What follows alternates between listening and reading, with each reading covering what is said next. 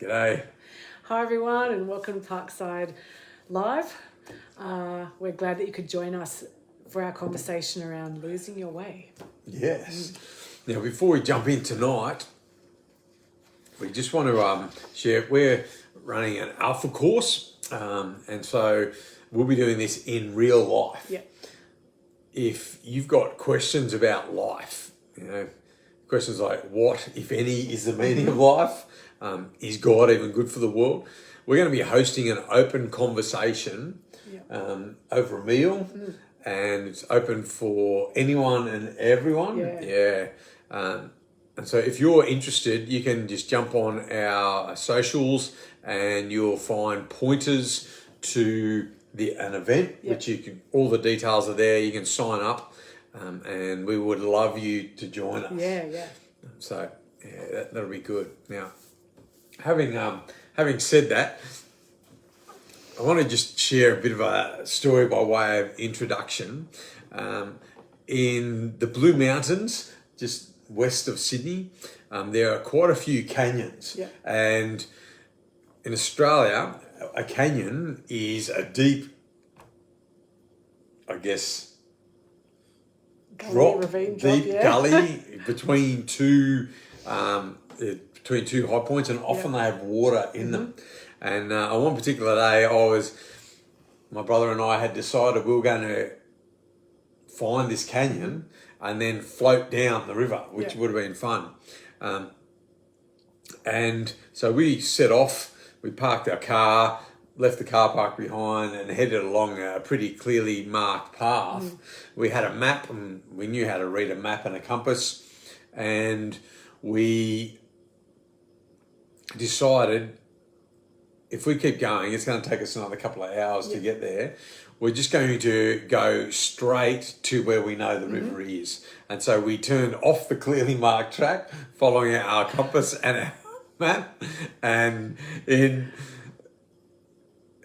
as soon as we went off the track, the bush started to get thicker. And so instead of just stepping around trees, we're actually having to push aside branches, and we pretty soon found ourselves just in complete and utter entanglement. And my brother at this point was being the voice of wisdom. Look, and he was saying, it's probably just a better idea if we just turn around and retrace our steps. I, confident in my own ability, thought, no, we're not going to do that. We're just going to plow on. We'll keep going. And we just kept pushing through, and I kind of took on the role of path blazer. And sure enough, we found a cliff. As we pushed through the branches, we looked down. There was whee! Unfortunately, it was not the cliff that we were looking for. It didn't leave us. And so we then had a choice. What do we do? Do we try and clamber down the cliff, or do we go back and retrace our steps? Now, I'm here, so we obviously survived the journeys, a bit of a spoiler alert.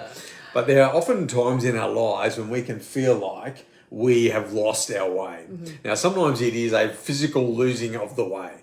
Your navigation system in the car may have broken and you're not sure where to go. You may have gone for a walk in a strange place and not sure where to go. There are also moments where we feel relationally we have lost our way, where perhaps a relationship that once began with excitement and energy, young lovers, I'm looking at you, and then suddenly in the busyness of life, the questions start to arise, well, who are we? What do we do? I mean, you may have once had a clear plan for your career, for your employment, and you're a few years in and you're thinking, is this really what I signed up for? It is part of our experience. The world is full of people who have made great discoveries, often by being lost. I don't know. Do you have an experience of being lost that you could maybe just share the front half of? Yeah, I think there's a few that I relate to with what you were talking about, but even one that sometimes maybe we don't think about as being lost. But I remember, recently when I was diagnosed with cancer, it was like a a feeling lost for a time, because it's like you didn't think that this was going to be part of the journey, and it kind of meant that, you know, we had to go a different way. It's like, what was it all going to mean? Where are we? Like, how do we live now? What is that? So there were lots of questions, and there was a bit of feeling lost. Navigating all of that and wondering what was to be. Standing on the outside looking in, it also felt like a lot of activity was put on pause. Yeah. Yeah, was that true for you? Yeah, there was a bit, because so much was uncertain. Yeah. It was like some things, it was like, we need to wait, we need to stop, because this thing has now cropped up. I guess it's like going for a walk, but then going, we've reached what could seem like a dead end. Yeah. Yeah. Yeah, and I think even moments of pause in our life can sometimes feel a little lost. Yeah. And so what we're going to do, as we so often do, is we're going to draw some inspiration from the scriptures, from the holy writings here. And we're going to just go from a short bit of narrative in John chapter 21. And it just says this: later. And later refers to, we are now post-Easter. If you're familiar with the story of Jesus has been crucified, much like we have just celebrated that moment. And so it's after this, Jesus appeared again to his disciples beside the Sea of Galilee, a lake in the particular region. And this is how it happened. Several of the disciples, or Jesus' students, went there.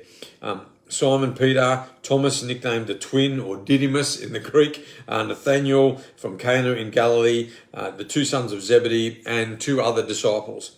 Simon Peter said, "I'm going fishing." "We'll come too," they said. So they went out in the boat, but they caught nothing all night. At dawn, Jesus was standing on the beach, but his disciples could not see who he was. He called out, "Friends, have you caught any fish?" "No," they replied. Then he said, "Throw your net on the right-hand side of the boat and you'll get some." So they did, and they couldn't haul in the net because there were so many fish in it. And then the disciple that Jesus loved said to Peter, "It is the Lord." And when Simon Peter heard that it was the Lord, he put on his tunic, for he'd stripped for work, which was common practice in the day, and then jumped in the water and headed to shore. The others stayed with the boat and pulled the loaded net to the shore, for they were only about 100 metres from the shore. And when they got there, they found breakfast waiting for them, fish cooking over a charcoal fire and some bread. "Bring some of the fish you've caught," Jesus said. So Simon Peter went aboard and dragged the net at the shore. There were 153 large fish, and yet the net had not torn. "Now come and eat some breakfast," Jesus said. None of the disciples dared ask him, "Who are you?" They knew it was him. And then Jesus served them bread and fish. This was the third time Jesus had appeared to his disciples since he had been raised from the dead. Now, there's a bit of a backstory here from what we've read. And I wonder what stands out to you on just that first reading. And perhaps you are hearing this for the first time. And what stands out to you just in this reading through? Just that they went fishing after, it says that Jesus appeared to them again. So they'd already seen him. They went, "Oh, we'll go fishing." And then the fact that Jesus came and cooked the breakfast. Yeah. Stands out. I want to focus on this character, Simon Peter. Now, he's the one in this story. He says, "Look, let's go fishing." Yeah. So he is a fisherman. Matter of fact, if you read into his origin story, the backstory, he was one of the people that were fishing on the side, on this very same lake, when Jesus came through. And Jesus actually asked him to use his boat, maybe even the same boat in this story. And he said, "I need to speak to the people." And so he took the boat out and Jesus said, "Come follow me." And there's a couple of other moments where Jesus had said, similar to this, "Put your nets down, you'll catch more fish." This was a guy who had given 3 years of his life to following this character Jesus. And Jesus had said, "You are the one that I'm going to build my church on." And then he'd said, he he reappeared to these guys after he'd been crucified, and he said, as my Father's sending me, I am sending you, go out. And yet here we read a couple of weeks on, there's no action. There's no building of the church. There is no movement forward. There is no, we're going to take this mission. Matter of fact, Peter just says, let's go fishing. I think that's a pretty human reaction. Yeah. That often when we are confronted with uncertainty, you mentioned uncertainty in your diagnosis, that we want to find something solid, something we can turn to. And when we are faced with uncertainty, we will often go back to what we know. Yeah. Just like we see here. And you may be working through some uncertainty now, and you may even notice in your life a return to previous patterns of behavior, previous patterns of relating to people, because we're looking for some certainty. Yeah. We're looking for something to ground ourselves in the middle of the uncertainty. Yeah. And as we read the story, other people are drawn back to that with this guy. Like, he gets drawn back. And if you're seeing those patterns, then other people, I think, often in your life, other people often then accommodate that and let you become who you once were again. It's a familiar thing. I know that psychologists have said that when you go back to your home, for those of you who have one, the place where you grew up, particularly if you're surrounded by people that you grew up with, your behavioural patterns will often regress.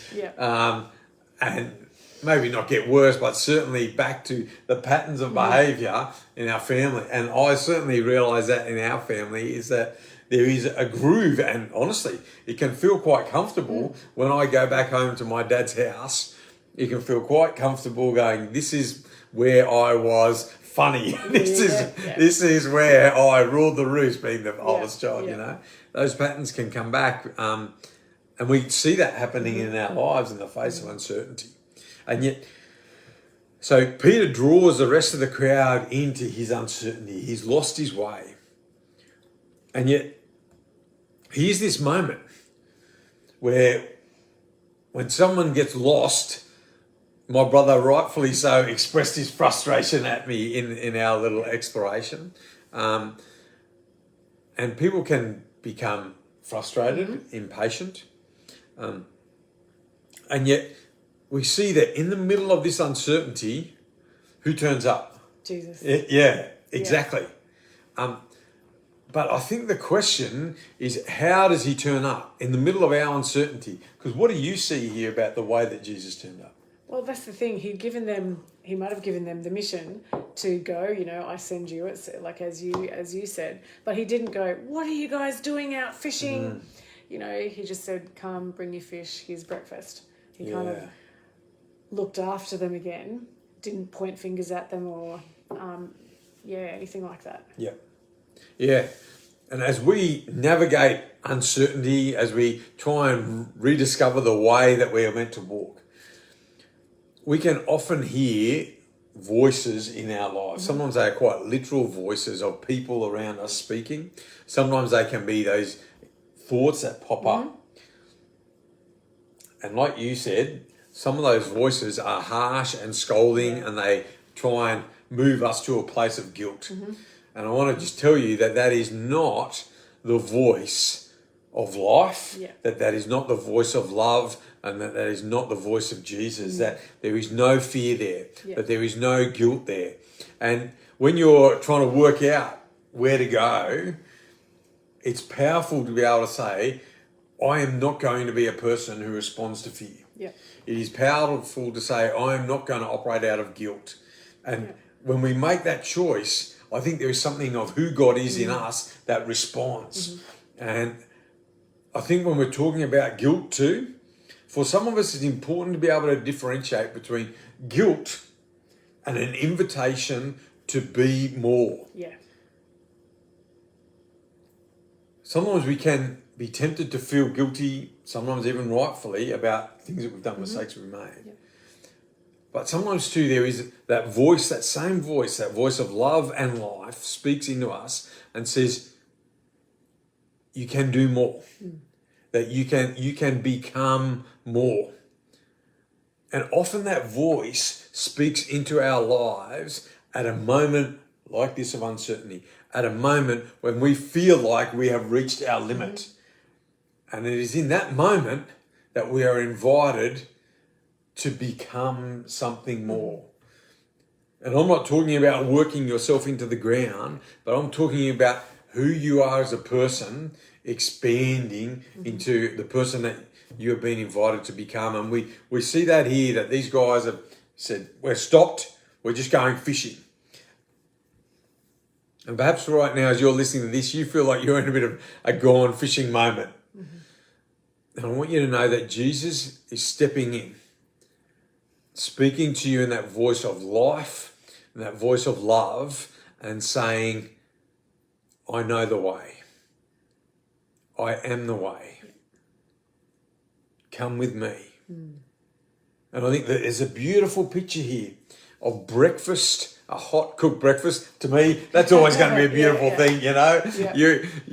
You want to meet me, offer to buy me breakfast, and I'm there right now. Good bacon and eggs, and good big breakfast. It's fantastic. But there's a welcome there. And it says to me, this voice that says, I can show you where to fish so that your catch is bigger. That this giver of life who's actually prepared a breakfast invites this group who've lost their way and says, hey, bring some of the fish that you've caught. That there is, even in our lostness, that God calls out who we are and says, you have something to give in this moment. And I think that is a beautiful thing. And if you are in a moment of pause in your life, if you're at a crossroads where a decision needs to be made about the next step, I want to invite you to listen to that voice of love, to listen to that voice of life right now. And if you can hear it, that you have something to offer, even in this moment of your life. There is no guilt because of this pause. There's no guilt because of the crossroads that you're at. But Jesus says, follow me to life. I am the way. I am the truth in your questions. I am the life that you can become. And if you're ready to take that step of faith now, for the first time or for the 50th time, we're going to invite you to pray a simple prayer with us. And that is simply, Jesus, I give you my life. All that I am in this moment. My pause, my decisions, I give you my life. Give me your life. I want to follow you ahead into the future. So if you're ready, then even as you're watching this, let's pray together. Jesus, I give you my life. Give me your life. And if you prayed, we would love to support you in any way we can. Please drop us a message in the comments. Send us a DM on our social media. And if you're passing through Southwest Sydney, we'd love you to join us on a Sunday morning around this table. Thanks for tuning in. God bless.